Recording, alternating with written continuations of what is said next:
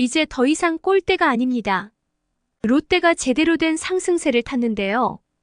선두인 기아와의 3연전을 싹쓸이를 한 기세에 이어서 3위 삼성에게 2승 1패의 위닝 시리즈를 거두면서 4위로 주저앉혔습니다. 또한 5월에 치른 19경기에서 11승 1무 7패를 기록하면서 4월의 성적인 8승 1무 21패를 아득히 넘어서며 대단한 기세를 보이고 있죠. 특히 황성빈, 윤동희 그리고 나승엽 등의 20대 초중반의 젊은 타자들이 좋은 타격감을 보여주면서 팀의 분위기 상승을 이끌었고 1선발에서 3선발인 찰리 반즈, 에런 월커슨 그리고 박세웅이 등판한 4경기에서 모두 2점대의 평균 자책점을 기록하며 이전의 분위기를 반전시키고 있습니다. 현재 고민은 찰리 반즈의 부상뿐 아니라 4선발과 5선발의 안정인데요. 롯데의 약진과 그리고 고민에 대하여 알아보도록 하겠습니다. 롯데는 26일 부산 사직구장에서 열린 삼성과의 홈경기에서 4타수 4안타 5타점의 맹타를 휘두른 4번 타자 빅터 레이에스와 7.1이닝을 무실점으로 막은 불펜 투수들의 활약에 힘입어 9대1로 승리를 거두면서 위닝 시리즈를 기록했는데요. 지난 21일에서 23일까지 기아와의 3연전 수입을 시작으로 탈꼴찌에 성공한 롯데는 삼성을 상대로 2승을 추가하면서 20승의 고지를 밟았습니다. 8위인 하나와는 승차 없이 승률에서만 뒤진 9위죠. 최근 10경기 성적은 7승 1무 2패로 10개 구단 가운데 단연 돋보이는 성적입니다. 이날 롯데는 에이스 찰리 반즈가 투구하는 도중 좌측 내전 근통증 때문에 조기 강판을 하는 악재가 있었지만 이후로 나온 불펜들의 호투 속에서 타선 또한 올해 토종 투수 중 가장 잘 던지고 있는 삼성의 에이스인 원태인을 효과적으로 공략했는데요. 1대1로 팽팽하게 맞선 3회 말 이사후 윤동희의 안타와 고승민의 볼넷으로 만든 1, 2루의 찬스에서 레이에스의 역전 2타점 2루타가 터졌습니다. 3대1로 앞선 6회 말에는 2사 1루에서 이학주가 1타점 3루타를 날렸고 상대 중견수의 포구 실책까지 겹치며 이학주까지 홈을 밟았죠. 이어지는 황성빈의 안타와 윤동희의 볼넷으로 계속적인 득점 기회가 만들어졌고 고승민과 레이에스가 각각 1타점 적시타를 때려내면서 2점을 추가했습니다. 7대1로 점수 차이를 벌린 롯데는 8회 말 2점을 추가하면서 상대의 기세를 완전하게 꺾었는데요. 삼성의 선발 투수인 원태인은 5.2이닝 10피안타 5실점으로 3패째를 기록했습니다. 시즌 초 최악의 팀에서 최근 최강의 기세를 유지하고 있는 롯데이지만 아직 김태형 감독은 고민거리가 많은데요. 이 경기 전까지 3경기 연속 6이닝 이상을 막으면서 1점 이상을 내주지 않았던 외인 에이스 투수인 찰리 반즈가 2이닝을 채우지 못하고 마운드를 내려갔죠. 1회 초 1점을 내줬던 반즈는 2회도 2사 만루 위기에 놓인 뒤 벤치를 향해서 신호를 보냈습니다. 이 과정에서 주무기 슬라이더의 움직임, 포심 패스트볼의 구위 모두 정상보다 부족해 보였는데요. 반즈는 트레이너와 한동안 이야기를 나눈 뒤 결국 마운드를 내려왔습니다. 롯데 구단 관계자는 투구 과정에서 왼쪽 내전근 통증을 느꼈다. 선수가 먼저 교체를 요청했다. 27일 상황에 따라 병원 검진을 받을 예정이라고 전했습니다.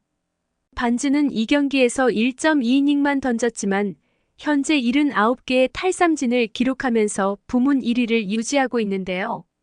현재 롯데의 기세를 이끄는 선발진의 핵심 선수입니다.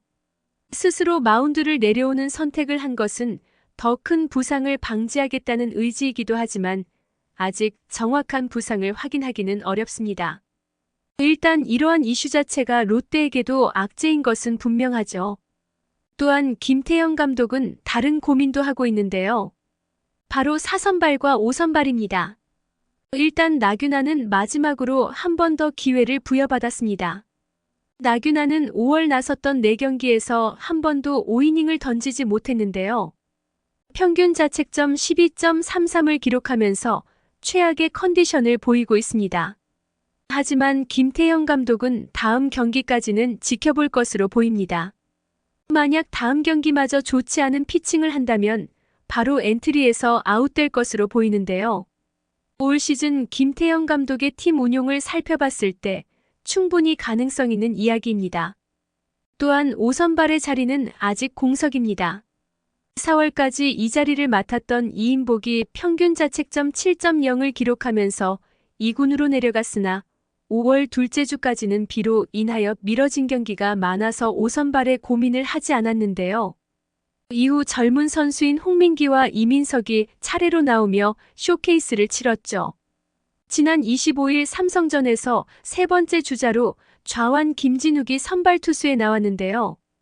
기대되는 피칭을 하면서 김태형 감독은 다음번 기회를 줄 것으로 보입니다. 투구수 총 68개로 5회의 피안타가 많아지면서 마운드를 내려왔지만 4회까지는 완벽한 투구를 보여줬습니다. 상대한 19타자 중 13타자를 상대로 초구 스트라이크를 잡을 만큼 공격적인 투구를 하여 강한 인상을 남겼는데요. 경기 후 김태형 감독은 시작 전 납득할 수 있는 투구를 해주길 바란다고 주문했던 어투와 다르게 선발 투수로서 너무 잘 던져줬다면서 칭찬으로 바뀌었죠. 김진욱은 2021년 2차 신인 드래프트에서 1라운드로 지명받은 투수입니다.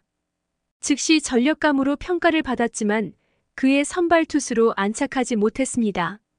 지난 시즌에서는 불펜 투수로만 50경기를 소화했을 뿐이죠. 김태형 감독은 지난 4월 김진욱에 대해 마운드에 올라가서 볼을 하면 어떻게 하나? 아직 김진욱의 제구에 내 믿음이 부족한 것 같다라고 말하면서 퓨처스 리그에서 선발 투수의 경험을 쌓도록 했습니다.